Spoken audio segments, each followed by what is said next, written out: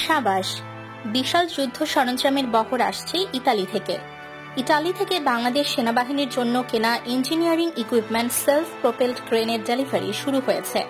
শীঘ্রই এগুলো দেশে আসবে। যুদ্ধকালীন সময়ে ট্যাঙ্ক এবং যে কোনো আর্মার্ড ভেহিকল রেস্কিউ করতে এগুলো ব্যবহৃত হয়। বাংলাদেশ সশস্ত্র বাহিনীর আধুনিকায়নের জন্য ইতালি অনেক আগে থেকেই গুরুত্বপূর্ণ বন্ধু রাষ্ট্র হিসেবে বিবেচিত।